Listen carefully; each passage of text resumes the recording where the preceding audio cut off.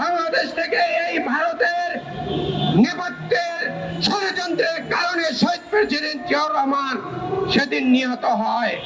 আমাদের হাজার হাজার নিরাপদ ভাইদেরকে রক্তাক্ত করেছে, গুলি করে হত্যা করেছে পাখির মতো। আসলে ভারত বাংলাদেশকে বিপদে এতদিন ফেলেছে এবং আগামীতেও বিপদে ফেলতে চায়। ভারত সহযোগিতা করেছে আওয়ামী লীগকে। ইউএফটি ফার্স্টের সাথে ট্রেড করুন যে কোনো জায়গা থেকে। ক্যাম্পাসে ক্লাসের ফাঁকে, ঢাকার জ্যামে বসে কিংবা ঘরে বসে ট্রেডিং এখন হাতের মুঠোয়। তাই ট্রেড করুন যখন খুশি, যেখানে খুশি। আন্তর্জাতিক যে ধারা এবং জাতিসংঘের সেই রেজুলেশন অনুযায়ী এই ভারত আমাদের প্রতিবেশী রাষ্ট্র, কিন্তু সে 1971 সালের পর থেকে আজ পর্যন্ত বন্ধুত্ব সুলভ কোনো আচরণ আমরা এখন পর্যন্ত দেখি নাই।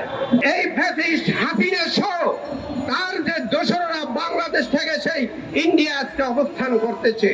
আমি চাই কসাই মোদি বাংলাদেশের যত আওয়ামী লীগের নেতৃবৃন্দ আছেন, বাকি যারা যায় নাই তাদেরকে নিয়েও আপনারা জায়গা দেন।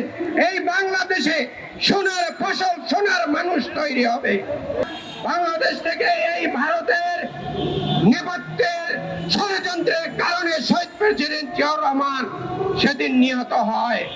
এই বাংলাদেশের দীর্ঘ 17টা বছর নিরীহ জনগণ, ছাত্র জনতার উপরে রাষ্ট্রের অস্ত্র ব্যবহার করে মানবতাবিরোধী অপরাধ করেছে। তার নেপথ্যে সাহস ছিল ওই ভারতের আধিপত্য এবং আগ্রাসী মাদাই কোশির। ভারত শুধু বাংলাদেশ থেকে নিয়েই গিয়েছে, লুটে পুটে খেয়েছে বাংলাদেশকে। আপনারা জানেন এই 52 বছরে শুধু সীমান্তে এই ভারত আমাদের হাজার হাজার নিরাপদ ভাইদেরকে রক্তাক্ত করেছে, গুলি করে হত্যা করেছে পাখির মতো। কোনো বিচার হয়নি। তারা আমাদের বন্ধু রাষ্ট্র নয়, তারা আমাদের শোষণ করার জন্য তারা আমাদের বন্ধু। এই বাংলাদেশের সার্বভৌমত্বকে ভুলভূত করার চেষ্টা করেছে, এখন পর্যন্ত করে যাচ্ছে। আসলে ভারত বাংলাদেশকে বিপদে এতদিন ফেলেছে এবং আগামীতেও বিপদে ফেলতে চায়। 18 কোটি জনগণের এই বাংলাদেশে প্রায় 1 কোটি ভোটার রয়েছে সনাতনী ধর্মাবলম্বী।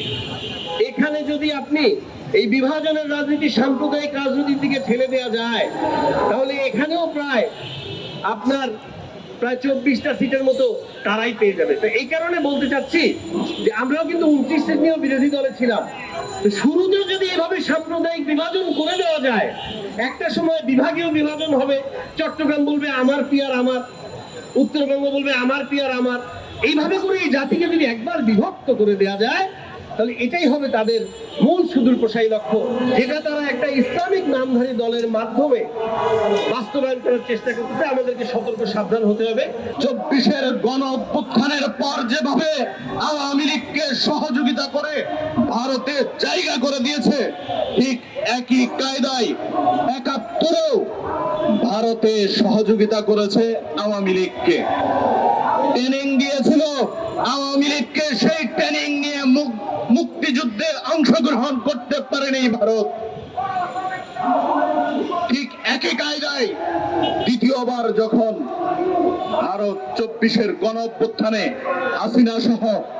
হাসিনা পরিবারকে এইভাবে ন্যাক্কারজনক ভাবে তারা তাদের জায়গায় আশ্রয় দিল, সেই সময় বুঝতে আর আমাদের বাকি থাকে না, ভারত বাংলাদেশের কখনো বন্ধু ছিল না, হতেও পারে না।